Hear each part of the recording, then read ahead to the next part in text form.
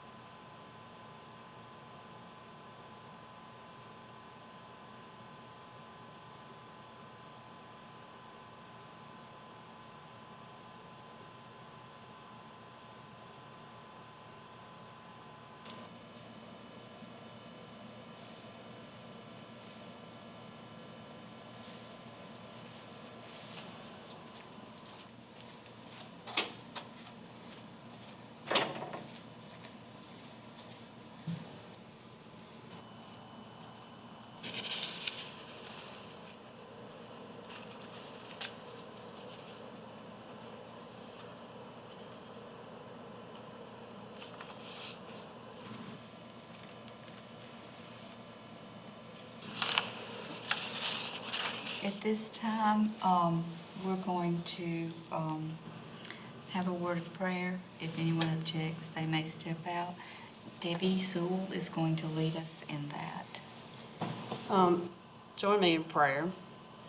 God, we are grateful for Oconee County and for our farmers and foresters and the beautiful countryside that you have here for us to work with in Oconee County. We're also grateful that you allow us to represent the agricultural group in this county.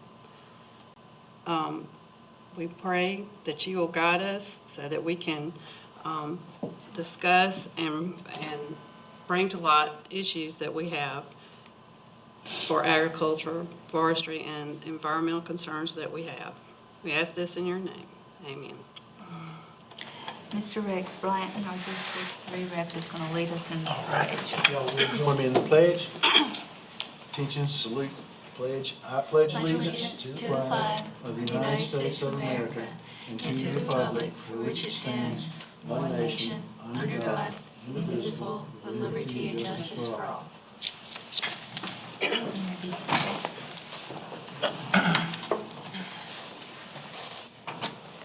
At this time, we have the approval of the minutes from the October 10th meeting.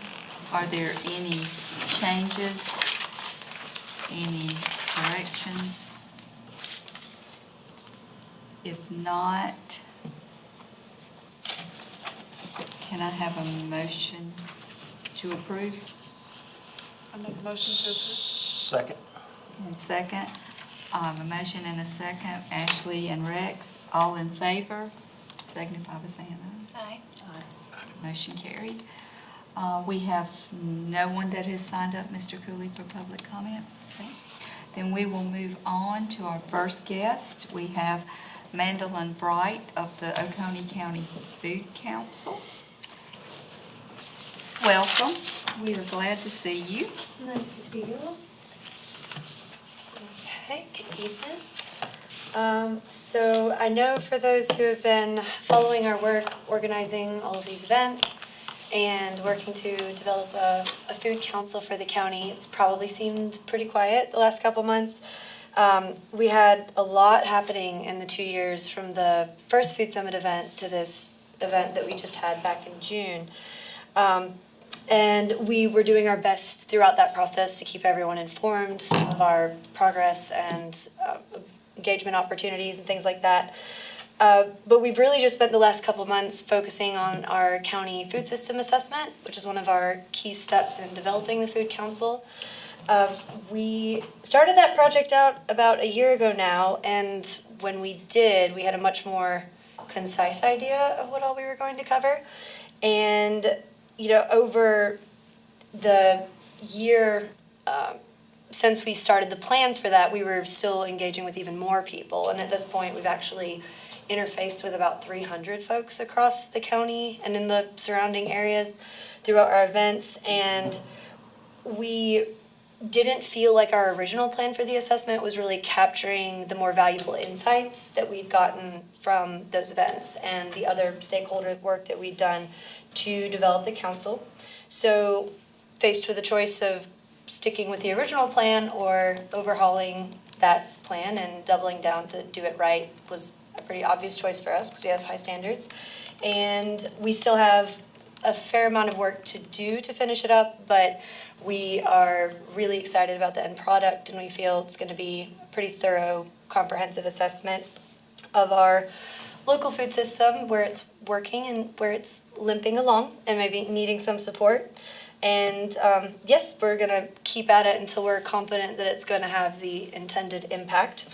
So the setbacks that we had with the assessment did result in some delays for the council itself and our plans to start with committee recruitments and things like that earlier this year. We did just have our first meeting of the new council lineup this month, at the beginning of the month, and we're planning to start our application for the 501c3 status soon.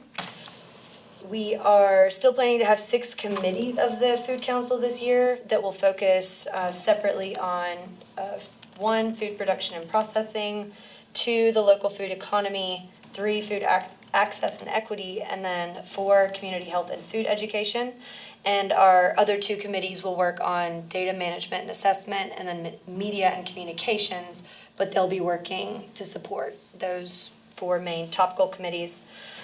So our committee recruitments will probably start around the end of the calendar year, beginning of next year, and hoping to kick off next year and the remainder of the Food Council term that'll go through June with some kind of event that will bring together all of those committee members and the Food Council and the staff, just so everyone has a chance to get together and build up some excitement for the work ahead.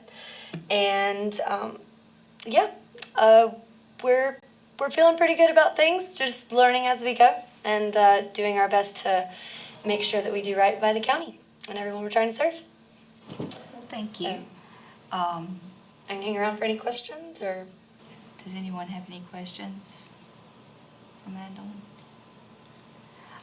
I guess my question is, the assessment. I know you wanted an ag board piece, you wanted to know where we were, what we needed to do, or what our goals were, what we were working on. Tessa, I know you and Ashley both are helping with the Food Council, but is that something, I think you have the, our top 20 goal, or our top 10 goals, do you have that from when we did our? Need to check on that. Okay. I'm just thinking we could give you some of that information fairly easily. After we had talked, I was trying to figure out how to get it to you. yeah, that would be great. But I also think that if there's anyone that's willing to take on a task to help Mandolin get everything she needs in order, I know processing was one thing that was talked about at the beginning in June, and is still talked about in many circles. I know that is a necessity, and probably one of the ones where the wheel's halfway off the wagon that we're trying to keep going. Yeah, So maybe if we, I'm asking, basically, what is the pleasure of the board? What do y'all think we need to help focus on to get her the information so that they can get a good assessment? I mean, I believe they're going to do excellent. I don't have any, but is there something that we can do to help them? we certainly welcome any additional assistance, because we wanted, hopefully this will be the only assessment really of its type that like serves as a good solid foundation. You know, like obviously we'll have to do some updating, but we really want it to be a resource for people in the county that are wanting to learn about these things if they're new to, you know, agriculture in the county, or, you know, the local food economy, the markets, trying to support our food insecure families. Like, we're trying to go into all of that, and it is a huge project. So thank you very much. Like, we would certainly welcome any help that the board could provide. Do you have anything specific in mind, or there's 4 categories, or? Really, one of the things that I mentioned to Kim we'd like to do is actually capture the work of the Ag Advisory Board in the assessment. I know the minutes, of course, are all posted online. Personally, I don't have time to go back and read them all the way, but we could definitely use some support kind of going over that history and trying to summarize it in a way that we could feature in the assessment, that would be a big help. And then just any additional data that anyone on the board has or is aware of that we might not have on our radar, we would certainly welcome to. I think I might be able to help you summarize some of our things that we've worked on. Oh, that'd And be fabulous. Food processing is one that I'm really interested in too, so. We'll be doing a whole chapter on processing. In fact, we're working on it this week, so I can definitely connect with you on that and let you know where we're at with it currently. And if you have any thoughts or ideas about things that we still need to include, I can just let you know where we're at with it. And yeah, we'd love any insight. I've talked with some people about food processing across the state, animal processing, and haven't gotten very far with it, but I have picked up some pretty good information from some of the food science professors, so. Yeah, that would be wonderful. Specifically a poultry professor, so. Yeah. I can share that with you. That would be great. Yeah, we know that there have been many attempts by people in and around the county to try to address some of those issues that haven't been as successful as they might have hoped. And we want to make sure that we capture that, though, because those attempts and what we've learned from them are really important. So definitely that sounds like a great thing to connect on. Tessa, you had put like, Well, I found the farm resource guide, and I was just wondering if we have that up anywhere, or if that would be something that could go into this food assessment. That would be great. That was in my list of notes. Where is it and how can we, I've got it pulled up in Present. front of me. present it? How can we get it out? So that could be a document that I send over, if that's something that's appropriate for us to do. that was worked on for quite a while. That was one of the first projects I ever did, and I know it's been completed. It's in several formats, so it's however you choose, whatever you want. Okay. How much ever detail you want, or whatever little smaller detail you want. It's all, what I'm saying is, I don't know if she's looking at the spreadsheet or if she's looking at the booklet. That we It's have the it little every book, which way. it's like a book, kind of more booklet format. So Okay. we can email it to you, condense it. We have it in several different formats because we were trying to figure out the best way. It's in a brochure type, it's in a spreadsheet type, and it's in a booklet. I love brochures and I love spreadsheets. I'll take it all the ways.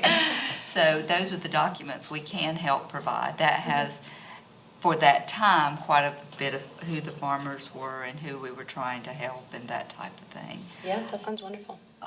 Another thing is I'm just thinking out loud, so y'all can call me back, rein me back in my lane. But the farmer listening sessions, a lot of those provided some good insight probably for the assessment. And then the meeting that Dr. Kantrovich did with preserving the family farm and where we are on ag land with that, I think there was some folks here for that. So those 2 minutes, so you're not going through all the minutes. but Right. Those 2 dates probably would be fairly good ones to pull from. Okay. Because they should have some pretty good information in there. And we can help you with that, so if you just let us know. Sounds great. Sorry, yes, sir? You read my thoughts. I didn't say it yet, but Clemson does a beginning farmer program. Thing is, it's only once or twice a year, and it's usually somewhere pretty far away, so. Is that Dr. Lemmy? Dave Lemmy? It used to be. Someone else has taken it over, and there's his assistant is Diane Oslovic or something. Oh, I've heard of her, but I'm not married. And she's actually in my building, but I have not met her. But anyway, there's someone else in charge of it now. Dr. Laney's moved on. But I think he's still active in the ag economics area. So Yeah. he's still around, so he's still a valuable resource. Yeah, I saw him recently at the symposium. They had a food research symposium at Clemson. And I did get to chat with him for just a second, but yeah, I need to circle back around to him and speak with him as well. It would be a good resource to use. Thank you. I kind of wish Charlie was here because I know he has probably a more accurate list of a lot of the farmers, but we could probably get you that as well to help you. That would be wonderful. Anything else? Anybody? I would say, and it's about every aspect of this, is like how quickly things are changing right now. And I don't know, I've seen, there's been a uptick in our, just the inbrought, like, food availability is like restaurants and people that are interested in local food and local products, which I think is a test to us, even just talking about it, getting people aware. But I also noticed the other side where I talk to people every day and they have no clue in the summertime, like where we have farmers markets and that kind of thing. And I think the media, so, that group has a lot to, hopefully they will concentrate on getting the word out that we are here. We do have people who produce local food, and as you know, that's kind of like my heart project has been for a long time, is the local food movement. And I'm so glad to see that we're starting to see a little food culture going on around here, which is part of, the whole picture, I think. So, I think that's attributed to all of us working together to get the word out. Absolutely. That's the key to everything. We gotta keep doing it, because it's moving and growing fast. And I know there's a couple of folks here that are helping you, but hats off to you. Thank you for what you do and your group, because I know it's an effort and it takes a lot. So thank you for all of that, because it wouldn't be happening if you wasn't leading the charge. So I know sometimes you feel like it goes unnoticed or it's unthankful, but we're thankful because I feel like this is going to be very much needed in our future, and probably more so in our near future than we even realize. I know you've got your ear to the ground, and these folks here doing, as farming goes, we all know kind of what's going on, but I don't think a lot of folks are quite paying attention yet. But hopefully the work that you're doing now is going to be ready for whenever we face that.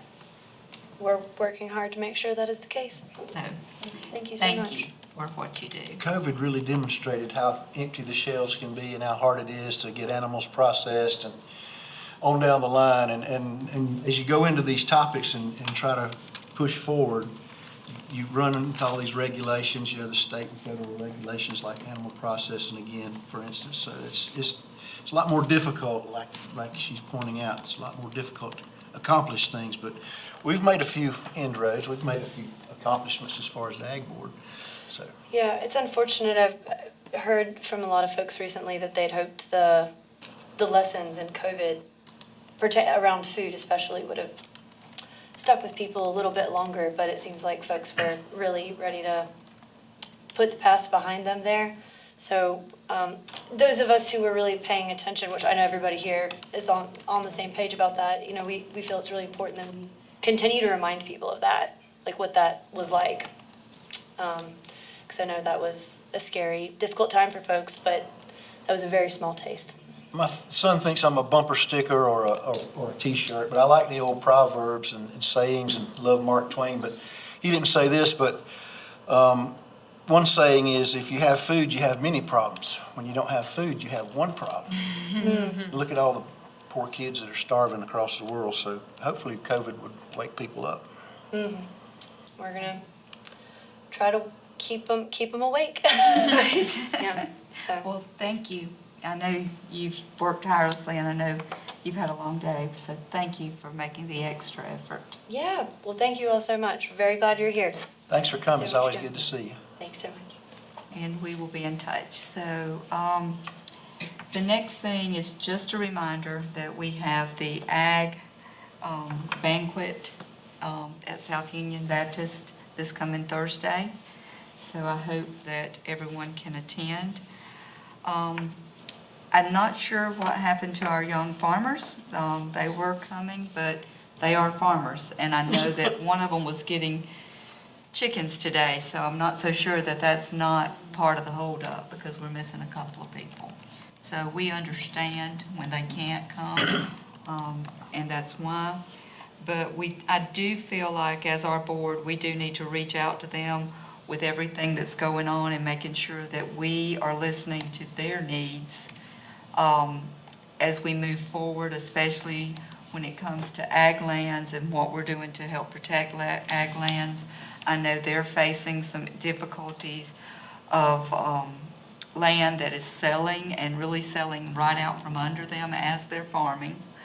And we, as a community and of farmers and as a community of our county, we need to be mindful of that. So if they're not growing the food, somebody's going hungry. So we need to make sure that we listen to what their concerns are. And just because they're not here doesn't mean they're not concerned. It means that they've got families to feed and a farm to run. So we understand. We're losing land very rapidly, and it seems to be snowballing and picking up momentum, like one of y'all said about another topic. But it's startling, it's shocking how much land we've lost, and we are losing every day. And I can rattle off figures, but we'll just try to use the methods that we have to promote it and advertise it. And can we invite the board to come to the meeting, the dinner Thursday night? I think James has already kind of put that out there, that we are, the Ag Advice, the South Union Agriculture banquet. Yes, that has already been taken care of from the last meeting, Rex. And I pledge to revitalize the Ag Awareness and Appreciation Proclamation, and I notice that's on the county's agenda for tomorrow night, so can Ag Board members show up, support that? I'm not available Thursday evening, but. Tomorrow? It's tomorrow, yeah, it's County Council. Oh, County Council. County Council meeting tomorrow night at 6 PM, I believe it is here, and they're gonna read 3 proclamations, and ours is on there, so Okay. be great to see some Ag Board members out there. And Mandolin, of course, too. Anybody, bring everybody. Everybody. And I'll try to do a better job of posting it. We got one a few years ago, and, you know, it was really, the county did a nice job on it, and we didn't do much with it. So I'm going to try to do a little better job on publicizing it, get it posted some places, maybe get it in the paper or something.